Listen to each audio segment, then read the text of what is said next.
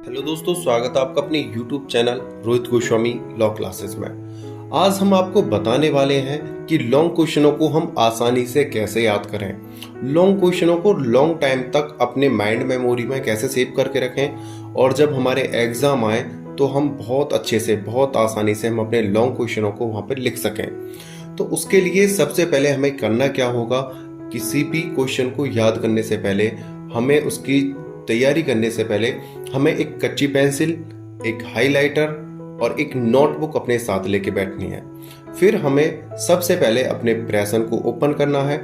प्रश्न को ओपन करने के बाद हमें उसी प्रश्न को जिसको हमें याद करना है उसे 2 टाइम अच्छे से रीड करना है। अपने प्रश्न को समझ के अपने प्रश्न को अच्छे से जब हम 2 टाइम्स रीड कर लेते हैं उसके बाद हमें अपने क्वेश्चन को हमें लर्न नहीं करना है। सबसे बड़ी समस्या क्या होती है कि हम क्वेश्चन को रीड करने के बाद हम डायरेक्ट प्रश्न को लर्न करने लग जाते हैं, जिससे कि हमारा जो माइंड है उसे कैच नहीं कर पाता है और समझ नहीं पाता है कि हमें करना क्या है, हमें क्या याद करना है। तो उसकी हमें एक शॉर्ट ट्रिक निकालनी है, उसे एक आसान बनाना है उस प्रश्न के आंसर को। तो उसके लिए हमें क्या करना है कि हमें अपने प्रश्न को एक बार जिस तरीके से हम स्टोरी पढ़ते हैं, जिस तरीके से हम कोई कहानी पढ़ते हैं, उसी प्रकार हमें अपने प्रश्न के आंसर को आराम से नॉर्मल तरीके से स्टोरी की तरह हमें रीड कर लेना है। जब हम उसे एक बार अच्छे से रीड कर लेते हैं, एक बार अच्छे से पढ़ लेते हैं, तब हमें अपने प्रश्न को याद करने के लिए चलना है।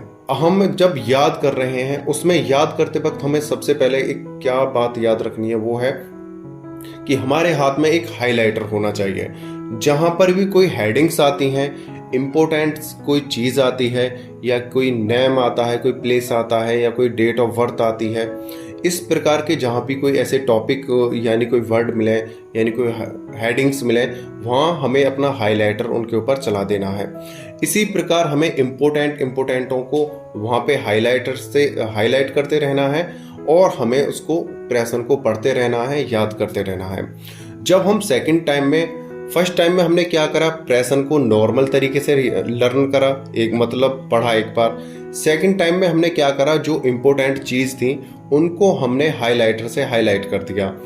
थर्ड नंबर पे अब हमें क्या करना है, इस प्रक्रिया में कोई भी क्वेश्चन चाहे कितना लेंथी क्यों ना हो, 10 से 15 मिनट में आराम से अगर उसे रीड करना चाहोगे तो आराम से 10 से 15 मिनट में रीड हो जाएगा। और अगर हम उसको रीड करने के बाद अगर उस पर हाइलाइटर से इंपॉर्टेंट चीज़ों को फिर दोबारा से करना चाहते हैं तो अब की बार हमें थोड़ा कम समय लगेगा और 10 मिनट के अंदर हम इंपॉर्टेंट चीज़ों पे, हेडिंग्स पे, नाम पे, स्थान पर, सन पर आराम से हाइलाइटर कर देंगे। हाइलाइटर करने के बाद हमें अब अपनी नोटबुक उठानी है, जिसके लिए मैं आपसे पहले कह रहा था। नोटबुक में अब हमें अपने नोट्स बनाने हैं। नोट्स बनाने का सबसे आसान तरीका होता है, बच्चे क्या सोचते हैं कि हमने किसी के नोट्स लिए और उनको सेम टू सेम कॉपी कर लो, कि आप प्रश्न की लैंग्वेज को सेम टू सेम अपने नोटबुक में उतार लो। ये नोट्स बनाने का तरीका नहीं होता। नोट्स बनाने का सही तरीका यह होता है कि हमें किसी भी प्रश्न के आंसर को अपनी लैंग्वेज में ट्रांसलेट करना होता है, जिस प्रकार से हम समझ सकें। यानी कि हमें यह सोचना है, जब हम किसी प्रश्न को याद कर रहे हैं और उस प्रश्न के क्वेश्चन अपने सेल्फ बना रहे हैं, हमें इस प्रकार से बनाना है कि हमें कभी इस प्रश्न को किसी को रीड कराना पड़ गया या हमें किसी को ये पढ़ाना पड़ गया तो हम इसे कैसे रीड कराएंगे, कैसे किसी को पढ़ाएंगे। हमें कभी भी किसी भी प्रश्न को इस तरीके से रीड करना चाहिए, इस तरीके से लर्न करना चाहिए कि हमें सामने वाले को अगर बताना है तो हम किस तरह से बताएंगे। तो हम जिस प्रकार मूवी देखते हैं, मूवी के सारे डायलॉग, सारी बातें हमें याद नहीं रहती हैं, लेकिन जब हम उसे एक्सप्लेन करते हैं तो अपनी भाषा में एक्सप्लेन करते हैं।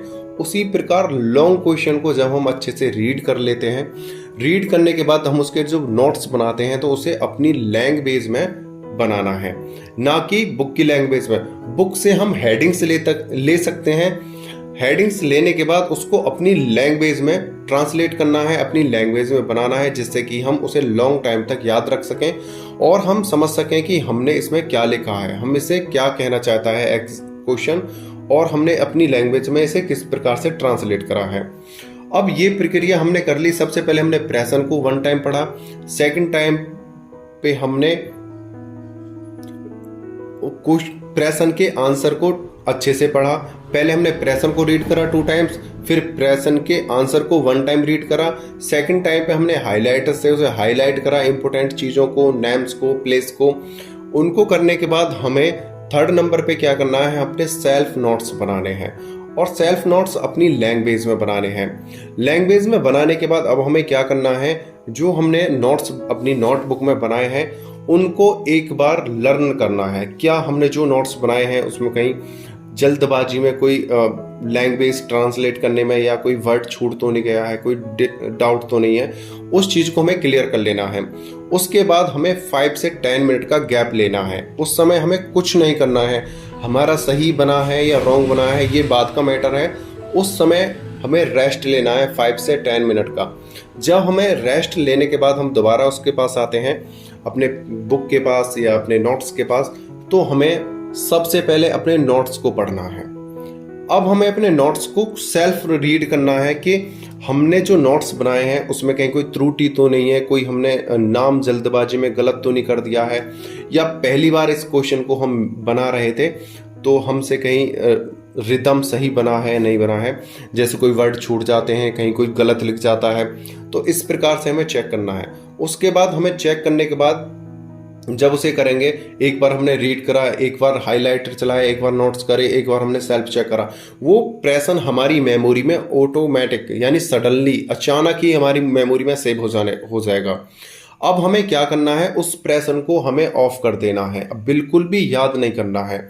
जब नेक्स्ट डे आए या उसका नेक्स्ट अगर घंटा आपने उसी दिन सेट कर रखा है 2-4 घंटे बाद, या नेक्स्ट डे आप उसे रीड कर रहे हो, आप उस प्रश्न को एक बार याद करो। याद करने के बाद उस प्रश्न को आपको लिख के देखना है। जब आप उस प्रश्न को लिख के देखते हो, फिर उसके बाद हमें नेक्स्ट सेकंड क्वेश्चन पे जाना है। इस प्रकार से यही प्रक्रिया हमें प्रत्येक क्वेश्चन के साथ करनी है। एक बार मैं आपको दोबारा से बता देता हूं हमें क्या करना है। सबसे पहले हमें प्रश्न को 2 टाइम्स अच्छे से रीड करना है। प्रश्न को रीड करने के बाद प्रश्न के उत्तर को हमें सिर्फ कहानी के तरीके से, स्टोरी वाइज हमें सिर्फ लर्न करना है, पढ़ना है, हमें याद नहीं करना है, सिर्फ नॉर्मल उसे पढ़ना है, जिससे हमें ये अनुमान हो जाए कि प्रश्न का उत्तर जो है हमसे क्या पूछ रहा था, प्रश्न हमसे क्या पूछ रहा था और हमारे उत्तर में, हमारे आंसर में क्या है। थर्ड नंबर पे हमें क्या करना है, हमें हाइलाइटर से हाईलाइट चीज़ों को दिखाना है, जो हमारे नाम हो, स्थान हो, प्लेस हो, ईयर्स हो, उनको हमें शो करना है। फोर्थ नंबर पे हमें अपनी लैंग्वेज में इम्पोर्टेंट नोट्स बनाने हैं, इम्पोर्टेंट बातें लिखनी है जो उसमें दी गई हैं, उनकी तो हेडिंग कर देनी है, हेडिंग्स बना देनी है जो इम्पोर्टेंट बातें हैं, और अपनी लैंग्वेज को फिर उसके नीचे ट्रांसलेट कर देना, अपनी लैंग्वेज में उस प्रश्न को, हेडिंग्स को ट्रांसलेट करना है। उसके बाद हमें क्या करना है, फिफ्थ नंबर पे हमें गैप लेना है। 5 से 10 मिनट का गैप लेने के बाद जब हम दोबारा से आएंगे 6 नंबर पे हमें उस प्रश्न को दोबारा से रीड करना है, और फिर उस जो हमने नोट्स, सेल्फ नोट्स बनाए हैं, उसको दोबारा से अच्छे से रीड करना है। उसे रीड करने के बाद हमें उसे ऑफ कर देना है। ऑफ करने के बाद जब हमारा नेक्स्ट टर्न उस सब्जेक्ट का आता है तो हमें उसे ओपन करके पहले याद करना होता है। याद करने के बाद फिर उसे 1 से 2 टाइम, 3 टाइम, जितनी आपकी कैपेसिटी है आप देखो आप कितनी टाइम्स में उसे अच्छे से लिख कर याद कर सकते हो। इस तरीके से जब हम ये प्रक्रिया अपनाते हैं तो ये क्वेश्चन हमारे माइंड में 101% सेव हो जाता है। और मैं ये बात इसलिए कह रहा हूँ कि जब मैंने तैयारी करी थी तो मैंने भी इसी तरीके से सेल्फ स्टडी करता था और सेल्फ नोट्स बनाता था। तो इसी तरीके से मैंने प्रिपरेशन करी, तैयारी की और बहुत अच्छे नंबर आते थे। इससे क्या होता है कि एक तो हमारी मेमोरी शार्प होती है, हमारा राइटिंग सेक्शन अच्छा हो जाता है, हमारी मेमोरी पावर स्ट्रांग होती है, हमारी मेमोरी ग्रोथ करती है और हमारे अंदर एक कॉन्फिडेंस आता है। अगर हम किसी के पढ़ाए हुए नोट्सों से या कॉपी कर हम अगर अपना पेपर देना चाहते हैं तो वो इतने अच्छे से पेपर हम दे नहीं पाते हैं, क्योंकि वहाँ पर दूसरे का माइंड लगा हुआ होता है। हमें अपने माइंड से तैयारी करनी है, इसलिए हमें सेल्फ अपनी ट्रांसलेट करना है अपनी लैंग्वेज में। अगर हम किसी के नोट्स से पढ़ रहे हैं तो उसको भी अपनी लैंग्वेज में ट्रांसलेट करना है। तो यह था लॉन्ग क्वेश्चनों को याद करने का एक शॉर्ट और आसान तरीका। उम्मीद करता हूँ यह टिप्स आपको बहुत अच्छी लगी होगी। अगर आपको हमारी वीडियो अच्छी लगी है तो वीडियो को लाइक शेयर एंड सब्सक्राइब करो और बेल आइकन घंटी को दबा लो। वीडियो को अपना अंत तक देखा उसके लिए धन्यवाद। टेक केयर, बाय बाय, जय हिंद, जय भारत।